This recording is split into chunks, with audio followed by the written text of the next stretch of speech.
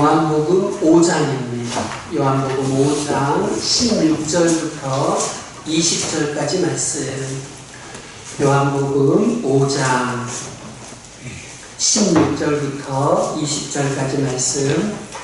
제가 가진 성경으로는 150페이지 정도에 있습니다.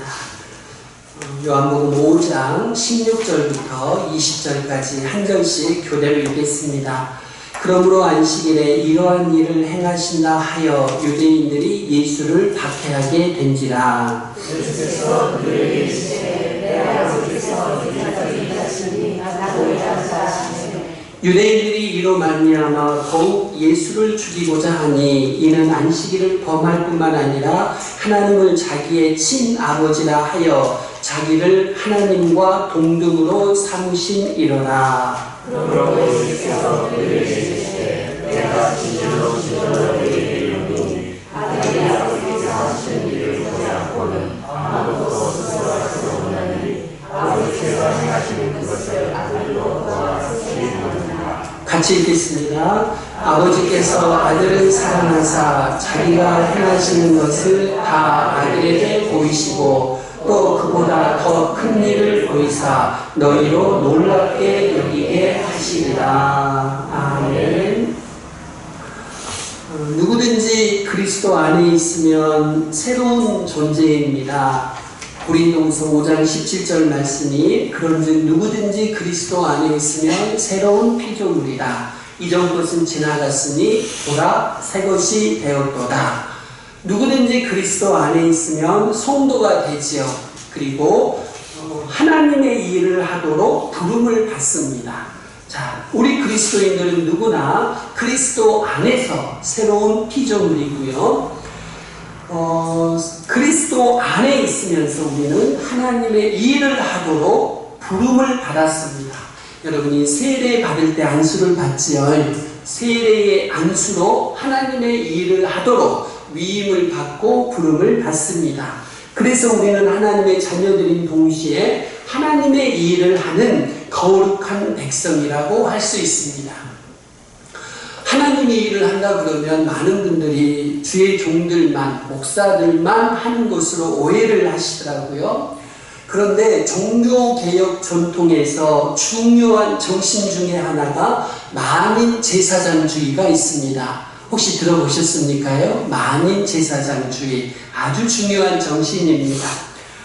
성직자뿐만이 아니라 목사뿐만이 아니라 신부뿐만이 아니라 평신도들도 성직, 하나님의 일을 하도록 부름을 받았고 할 수 있다는 것입니다요.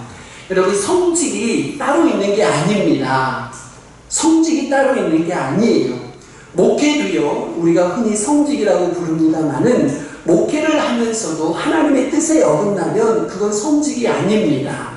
세상 일도요, 여러분이 세상 가운데 하시면서 하나님의 뜻에 합당하게 하시면 그것이 곧 성직이 되는 거예요. 직종이 중요한 게 아닙니다.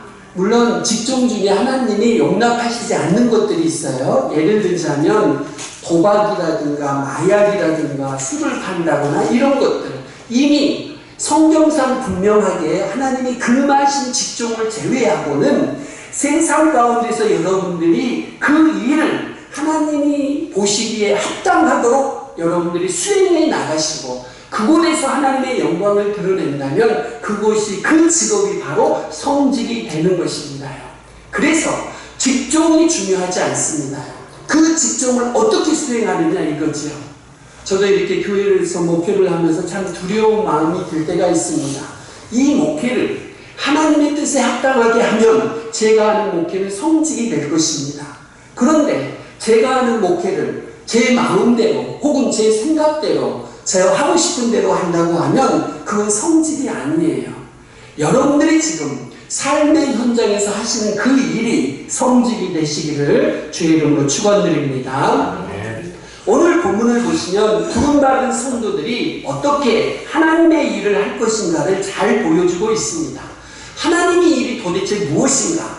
그 일은 어떤 자세로 해야 되는가? 그 일을 할 수 있는 힘은 도대체 어디에서 오는 것인가? 우리들의 성도들의 삶의 의미와 목적은 무엇인가 하는 것이죠. 여러분들 어성경 들을 때 자주 듣는 표현입니다. 먹고 죽는 인생. 많이 들어보셨죠? 과연 우리는 태어나서 먹고 자고 죽는 인생인가? 그것이 우리 인생의 전부인가? 그렇지 않다는 거죠. 하나님이 기뻐하시는 일, 하나님의 일을 하는 것이 우리 인생의 목적입니다요. 앞에서 드린 여러 가지 질문은 반드시 우리가 해야 하는 질문들입니다. 오늘 본문을 보시면 이런 질문들에 대한 대답을 찾을 수가 있습니다. 먼저 본문의 상황을 한번 살펴봅니다.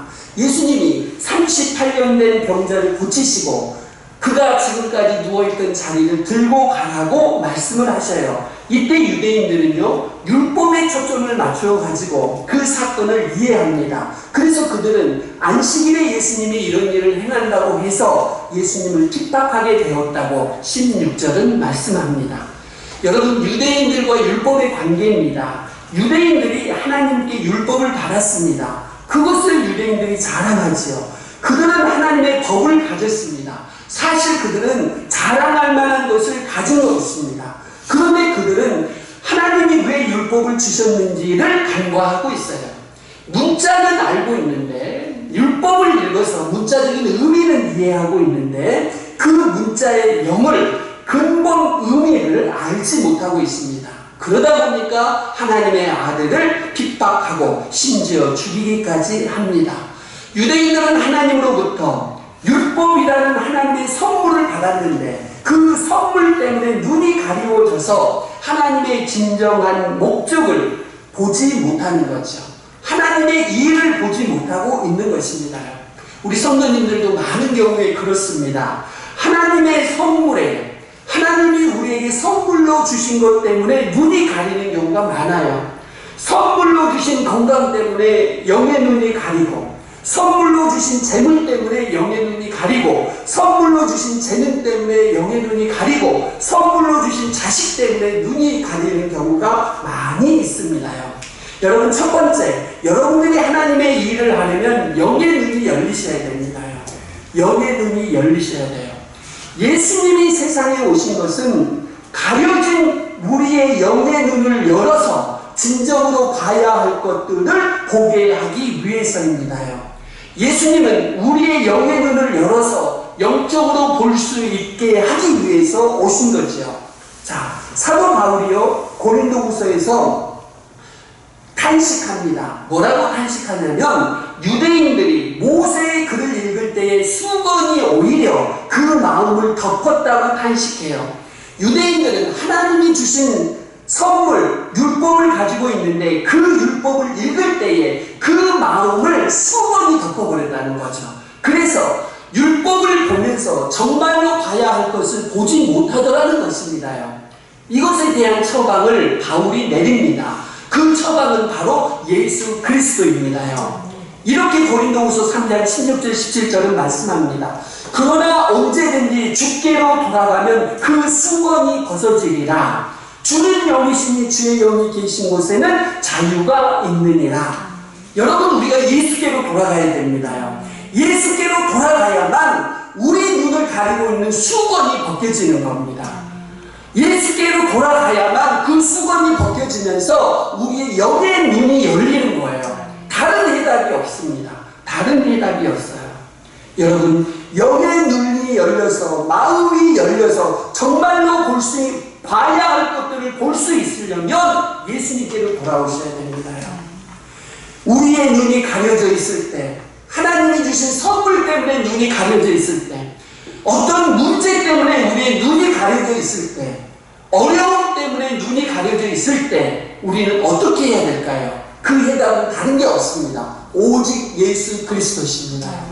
주께로 돌아가면 수건이 벗어진다는 거죠. 그러면 비로소 우리가 자유를 얻고 하나님이 하시는 일을 볼 수가 있습니다. 우리가요, 예수님을 믿습니다. 예수님은 단순히 우리 안에 계셔 그냥 가만히 계시는 분이 아니셔요. 예수님은 우리의 주님이십니다. 좀 더 쉽게 표현해 드리자면 예수님이 우리의 주인이시라는 것입니다요. 우리 인생의 주인이십니다.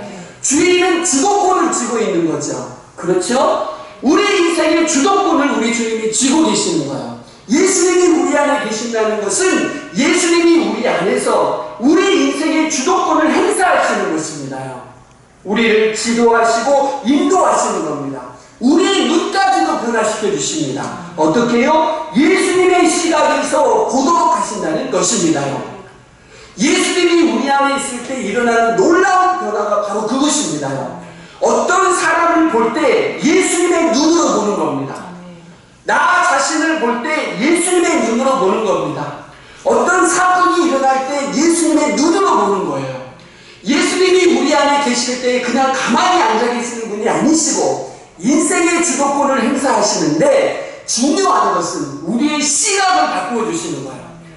너무나도 인간적인 우리의 시각을 이제는 예수님의 시각으로 바꾸어 주시는 것입니다요. 그러면 우리는 예수님이 보는 것을 함께 볼 수가 있고 예수님이 하시고자 하는 일을 함께 해 나갈 수가 있습니다요. 예수님의 일에 참여할 수가 있습니다요. 그래서 예수님이 우리에게 오시면서 놀라운 변화가 일어났는데, 그 놀라운 변화 중에 하나가 우리의 눈이 열려서 수건이 벗겨져서 예수님의 시각으로 예수님이 보시는 것을 우리가 볼 수 있게 된다는 것입니다요. 여러분들이 신앙생활을 진실로 하게 되면요, 전에 보지 못하는 것들이 보이게 됩니다요. 그런 경험 하셨을 거예요. 전에는요, 아무 생각 없이 지나가던 사람도 이제는 다시 한번 봐집니다. 예수를 믿는 사람들은요, 사람들을 만나면 제일 먼저 관심 있는 게 뭐냐면 이 사람이 예수를 믿느냐 안 믿느냐가 제일 궁금하죠. 근데 예수 믿기 전에는 그런 거 관심 없었잖아요. 예수 믿기 전에 여러분들이 장사를 하신다면 내게로 물건 사러 오는 사람이 내 물건을 살 것인가 안 살 것인가. 그렇죠. 여러분들이 직업을 갖고 계시면 그 직업에 도움이 될 것인가 말 것인가를 먼저 생각하십니다. 그런데 여러분이 예수를 믿고 사신다면요, 여러분 가운데 새로운 호기심이 생깁니다. 그 호기심이 뭐냐면 내가 만나는 이 사람이 과연 예수를 믿느냐 하는 거죠. 그 호기심이 생기고 믿지 않으면 이 사람에게 내가 예수를 전해야 되겠다는 욕망이 내 안에서 생기는 거예요. 예수님의 시각으로 보게 되고 예수님이 하시는 일을 하고 싶어지더라는 것입니다요. 첫 번째입니다. 여러분이 하나님의 일을 하시려면 먼저 눈이 열리셔야 됩니다요. 예수님의 시각을 가지셔야 됩니다. 두 번째입니다. 그러면 그 하나님의 일은 도대체 무엇일까요? 그것은 바로 생명사역입니다. 생명에 관련된 일입니다. 우리 17절 말씀 한번 읽어볼까요? 같이 한번 읽습니다. 시작. 그들에게 이르시되 내 아버지께서 이제까지 일하시니 나도 일한다. 여러분, 예수님은요, 아버지가 하시는 그 일을 이 땅에서 하시는 거예요. 이해되시는가요? 예수님이 이 땅에서 일을 하실 때 독창적으로 무슨 일을 만드신 게 아니셨어요. 아버지가 하시는 일을 이 땅에서 하셔요. 그래서 예수님의 관심은 뭐냐면 지금 하나님이 무엇을 하고 계신가, 하나님이 내게 무엇을 하기를 원하시는가를 보는 것입니다. 그 일을 아버지와 함께 수행하시는 거예요. 하나님의 일을 이 땅에서 예수님이 수행하시는 겁니다. 독창적으로 예수님 자신만의 일을, 어떤 일을 추진하신 것이 아닙니다. 예수님이 이런 말씀을 하셔요. 나는 나의 뜻대로 하려 하지 않고 나를 보내신 이의 뜻대로 하려 한다 선언하십니다요. 전적으로 아버지의 뜻을 행하시는 겁니다요. 그래서 예수님이 우리의 사역의 모델입니다요. 여러분들이 교회에서 사역을 할 때, 삶의 현장에서 일을 할 때 과연 누구의 일을 하고 계십니까요? 누구의 일을 해야 되는 것입니까요? 여러분이 인생을 살면서 누구의 일을 하고 싶으신가요? 내 일이 아니라 하나님의 일을 하시기를 바랍니다. 내가 내 일을 자꾸 하려고 하면 자꾸 하나님에게서 벗어납니다. 여러분이 여러분의 인생을 통해서 예수님이 하셨듯이 하나님의 일을 해 나가시기를 바랍니다. 그래야 여러분들이 의미 있는 인생, 후회 없는 인생을 살아가실 수가 있습니다. 그러면 그 일이 도대체 무엇일까요? 산상수훈에서 예수님이 이런 말씀을 하셔요. 너희 원수를 사랑하며 너희를 핍박하는 자를 위하여 기도하라. 이같이 한즉 하늘에 계신 너희 아버지의 아들이 되리니 이는 하나님이 그 해를 악인과 선인에게 비추시며 비를 의로운 자와 불의한 자에게 내려주십니다. 이 말씀을 보니까요, 하나님이 모든 사람을 포용하시는 거예요. 하나님은 악인과 선인을 구별하지 않고 햇빛을 비추어 주십니다. 의로운 자에게 뿐만이 아니라 불의한 자에게도 비를 내려주셔요. 저는 가끔 그런 생각을 해봅니다. 하나님이 좀 햇빛을 비칠 때 예수 믿는 사람들만 비춰주면 안 될까? 비를 좀 내리실 때 예수 믿는 농사꾼들의 농부들의 논에만 비를 좀 내리시면 안 될까? 그러면 세상 사람들이 분명하게 알지 않겠습니까요? 야, 하나님을 잘 섬기고 예수를 믿어야 되겠다. 그러면 그런 일이 일어났으면 좋겠다 하는 생각이 간혹 들어요. 근데 제 생각이고 하나님은 그렇게 하지 않으셔요. 선인과 악인에게 구별 없이 햇빛을 비추어 주시는 거예요. 불의한 사람과 의로운 사람에게 구별하지 않고 비를 똑같이 내려주시는 거예요. 왜 그러실까요? 우리의 생각과는 너무 다르죠.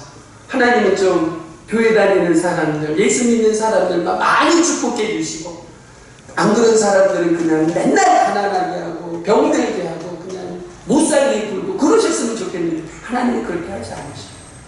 하나님은요, 우리는 사람들을 차별되고 하지만, 믿는 사람 안 믿는 사람 차별되고 하지만 하나님은 차별하지 않으십니다. 거기서 놀라운 진실을 하나 발견합니다. 하나님은요, 사람을 사랑하시고 생명을 사랑하시더라는 것입니다요. 선인이든지 악인이든지 구별하지 않고 그들에게 햇빛이 필요하다면 그 햇빛을 골고루 나누어 주시는 거예요. 목숨이 천하보다 귀하다고 말씀하셨죠. 말씀하실 뿐만 아니라 실제로 그 목숨을 유지할 수 있도록 필요한 것들을 공급해 주시는 거예요. 인류의 역사 가운데 하나님이 그렇게 일하시고 우리 인생 가운데도 그렇게 일하시는 거예요. 우리가요, 하나님으로부터 멀어졌다고 해서 하나님이 내팽개치지 않으시죠. 전해주셨던 복을 그대로 이어서 주십니다. 인류 역사 가운데 교회들이 하나님을 떠날지라도 하나님은 교회들을 버리지 않으시고 계속해서 인도해 나가시더라는 겁니다. 우리 같으면 못된 성도들 다 쫓아내고 이쁜 성도들만 데리고 이렇게 목회하고 싶을 때도 있을 것 같아요. 그런데 하나님은 교회 안에 그렇게 두지 않습니다. 교회 안에는요, 이쁜 성도도 있고 못난 성도도 같이 있어요. 가끔 목사로서는 좀 불편합니다. 이쁜 성도들만 있으면 좋겠다. 착한 성도들만 있으면 좋겠다. 그런데 하나님은요, 교회 안에 골고루 섞어 놓으십니다. 그리고 동일한 은혜를 이쁜 성도나 못난 성도나 똑같이 주시는 거예요. 하나님의 놀라운 섭리가 그 안에 담겨 있습니다. 생명이 가장 큰 것입니다. 생명이 가장 중요한 것입니다. 하나님은 생명을 사랑하셔서 생명을 구원하시고 돌보시고 양육하시고 하나님의 영광으로 그 생명들을 채워나가시는 겁니다. 여러분들이 신앙생활 하면서요, 여러분의 영혼을 하나님의 영광으로 채워주시는 거예요. 왜요? 생명이 그만큼 중요하기 때문입니다. 이것이 곧 생명운동이고 예수님의 사역이고 하나님의 일입니다. 이것을 위해서 예수님은 욕을 먹고 저주를 받고 십자가에서 죽기까지 하셨습니다. 자기의 피와 살을 양식으로 주셨습니다. 예수님은 이 생명운동을 위해서 자기 생명을 버리는 아이러니를 보이신 거예요. 생명이 중요하다고 말씀하시면서 그 생명을 살리기 위해서 정작 자기의 생명은 버리신 거죠. 이것은 대단한 역설입니다. 여러분, 성직은 도대체 무엇일까요? 하나님의 일은 도대체 무엇일까요? 그것은 예수 그리스도와 함께 하나님의 생명운동에 참여하는 것입니다. 하나님이 생명을 살리시는 일을 하고 계시잖아요. 그 일을 예수님이 보신 거예요. 그래서 자기도 이 땅에 오셔서 계속해서 그 일을 진행해 나가시는 겁니다. 고난과 저주, 수치와 열등감, 죄책감과 가책, 분노와 원한, 죄악과 타락, 이런 것들로 얼룩져 있는 생명이라도 품에 안으시고 예수 그리스도의 생명, 하나님의 생명으로 오늘도 채워가고 계십니다요. 여러분, 하나님은 오늘 우리에게 이 하나님의 일에 참여하도록 부르고 계십니다요. 두 번째, 하나님의 일은 생명사역입니다. 세 번째, 그러면 이 생명사역은 도대체 우리가 어떻게 할 수 있느냐 하는 거죠. 하나님의 일은요, 하나님이 하시는 일을 보면서 알 수가 있어요. 할 수가 있어요. 우리가 하나님이 하시는 일을 봐야만 그 일을 할 수가 있다는 거지요. 자, 19절 말씀 같이 한번 읽습니다. 시작. 그러므로 예수께서 그들에게 이르시되 내가 진실로 진실로 너희에게 이르노니 아들이 아버지께서 하시는 일을 보지 않고는 아무것도 스스로 할 수 없나니 아버지께서 행하시는 그것을 아들도 그와 같이 행하느니라. 20절 같이 읽습니다. 아버지께서 아들을 사랑하사 자기가 행하시는 것을 다 아들에게 보이시고 또 그보다 더 큰 일을 보이사 너희로 놀랍게 여기게 하시니라. 아버지는 보여주시지요. 예수님은 보는 겁니다. 보면서 예수님은 하나님의 일을 하는 거예요. 여러분은 과연 무엇을 보고 계십니까? 예수님의 눈은 누구에게 고정되어 있어요? 아버지에게 고정되어 있는 겁니다. 천둥이 치고 번개가 몰아치고 예수님은 흔들리지 않고 아버지께 시선을 고정하고 자기의 마음을 고정시키고 있는 겁니다. 하나님이 하시는 그 일을 보기 전에는 아무런 행동도 하지 않으셔요. 먼저 아버지의 움직임을 보고 거기에 참여하면서 아버지의 일을 예수님은 하시는 겁니다.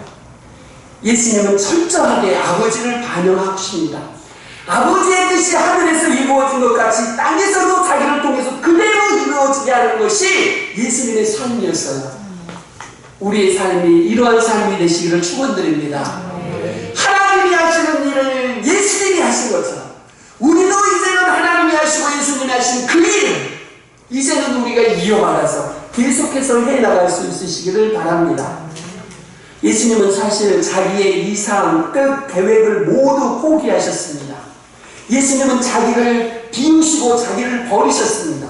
완전히 자기를 비웠기 때문에 예수님 안에는 자기의 뜻, 자기의 의지, 자기의 꿈이 없으십니다. 이해되시는가요? 예수님은 자기를 버리시고 몽땅 비우셨어요. 그리고 그 비어있는 자기 안에 아버지의 것으로 가득 채우신 겁니다.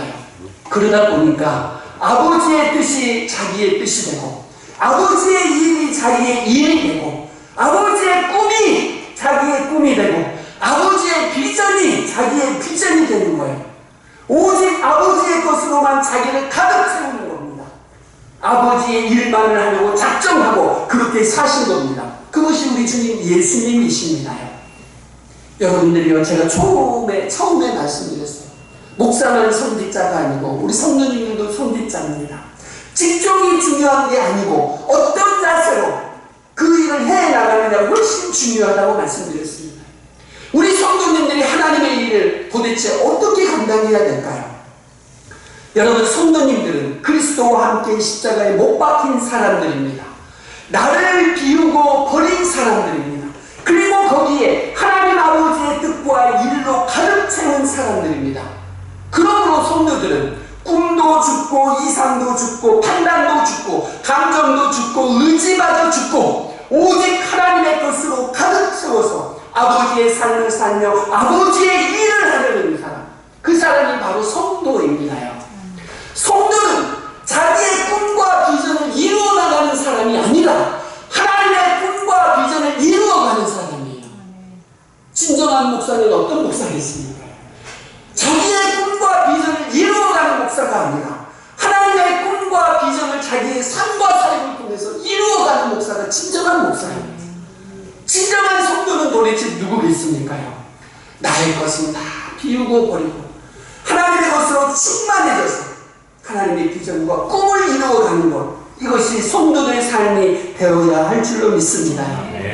인생을 살면서 사역을 하면서 많은 어려움들을 만납니다.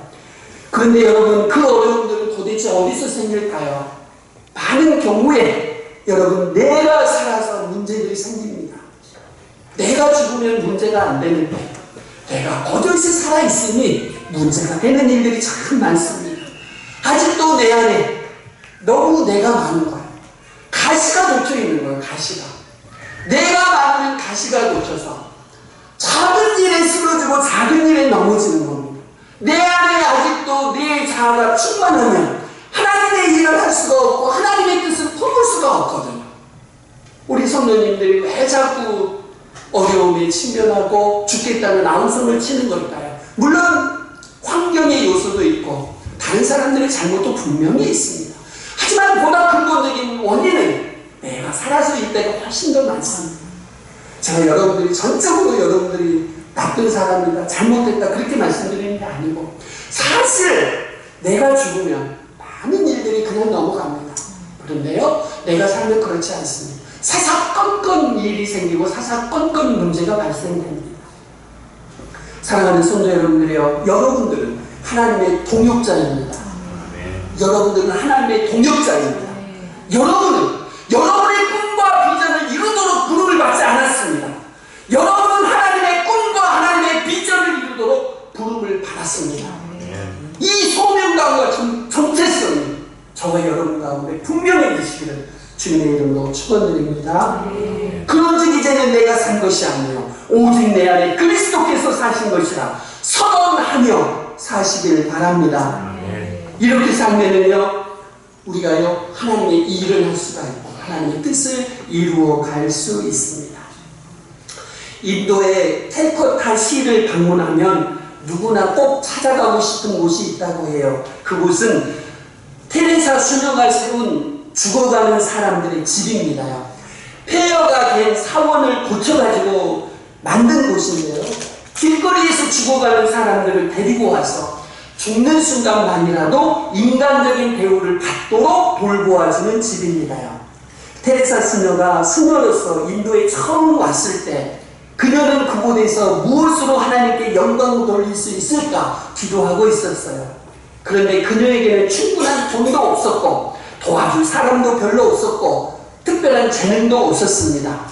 다만 그녀가 가진 생각은 이 낯선 땅 인도에서 하나님께 영광 돌리며 살고 싶다는 간절한 열망뿐이었습니다. 그러다가 우연히 캘커타 시내를 걸어가는 중에 한 사람을 만납니다. 이 사람은요, 아무도 돌봐주는 사람 없이 홀로 죽어가고 있는 거예요. 길거리에서. 아무도 그에게 관심을 가지지 않습니다. 아무도 그를 돌봐주지 않습니다. 그녀는 그 사람을 보면서 불쌍하다는 생각이 들죠. 그래서 하나님께 이렇게 생각을 해봅니다. 하나님이 저 사람을 만난다면 하나님은 그에게 무엇을 해주실까? 그녀는 그 순간에 이런 응답을 받습니다. 사람이 살아있는 동안에는 어떤 일을 했을지라도 적어도 죽어가는 순간만큼은 존중과 돌봄을 받으면서 죽어야 한다. 테레사 수녀는 하나님이 원하는 그 일을 하기로 작정합니다. 그래서 길가에서 죽어가는 그 사람을 끌다시피 해서 근처에 있는 폐허가 된 사원 안으로 옮겨놓습니다. 그리고 그곳을 청소해서 죽어가는 순간만이라도 청결한 분위기 속에서 죽을 수 있도록 했습니다. 하나님은 그녀에게 이런 마음을 주셨어요. 사람은 누구든지 그가 어떻게 살았든지 적어도 죽어가는 순간만은 누군가에게 사랑을 받을 자격이 있다. 여러분들이요, 불신자도 사랑받을 자격이 있는 줄로 믿습니다. 여러분을 괴롭히는 사람도 사랑받을 자격이 있습니다. 여러분의 원수라도 사랑받을 자격이 있습니다. 그 사랑은 하나님의 사랑입니다. 그 사랑은 여러분의 사랑입니다. 지금 그곳에는 회복의 가망성이 없는 환자들만 받는다고 해요. 죽어가는 사람의 집은 그들에게 그리스도의 사랑을 전하고 있습니다. 그 환자들은 거기에서 그리스도의 사랑을 경험하고 새로운 소망을 발견하기도 합니다. 그래서 죽어가던 사람들이 그 집에서 다시 살아나는 기적들도 일어나고 있습니다. 그래서 한 간호사는요, 이제 그 집의 이름을 생명을 주는 집으로 바꿀 생각을 하고 있다고 해요. 여러분, 하나님의 일은 도대체 무엇입니까? 그것은 하나님이 지금 하시는 그 일을 하나님과 함께 하는 것입니다. 하나님의 일이라고 해서 우리가 극단적으로 뭔가를 하는 게 아니고 하나님이 하시는 그 일을 우리가 같이 참여하는 것입니다. 그 일이 바로 하나님의 일입니다요. 그것이 아무리 작은 일이라 할지라도 하나님께서 우리를 사용하셔서 생명을 살리고 키우고 고치시기를 원하십니다.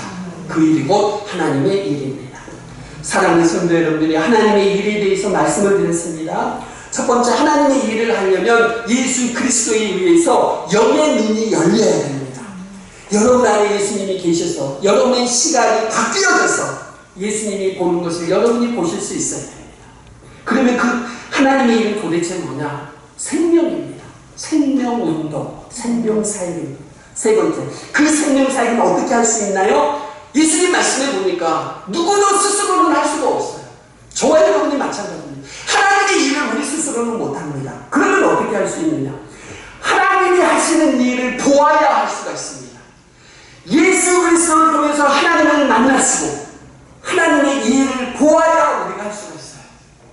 사랑하는 성도 여러분들요, 예수님을 통해서 하나님을 만나시길 바랍니다. 나를 비우고 하나님의 것으로 채우시길 바랍니다. 영의 눈이 열리시길 바랍니다. 하나님이 하시는 일을 보시길 바랍니다. 그래서 그 일에 참여하실 수 있으시길 바랍니다.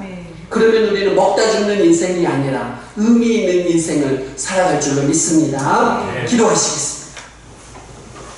아버지 하나님 감사합니다. 성직이 도대체 무엇인지 생각해 보았습니다. 어떻게 그 성직을 감당할 수 있는지 생각해 보았습니다. 하나님의 일은 내 스스로 할 수가 없고 하나님이 하시는 일을 봐야만 할 수 있다고 말씀하셨사오니 아버지 하나님, 우리의 영의 눈을 열어주시옵소서. 하나님의 일을 볼 수 있도록, 하나님이 하시는 그 일을 볼 수 있도록 영의 눈을 열어주시옵소서. 그 일을 보고 나도 그 일에 참여하게 하옵소서. 그래야 해서 우리의 남은 생애가 먹다 죽는 인생이 아니라 하나님의 일을 하는 의미 있는 인생이 되게 하여 주시옵소서. 예수님의 이름으로 기도하옵나이다. 아멘. 주기도문 하시겠습니다.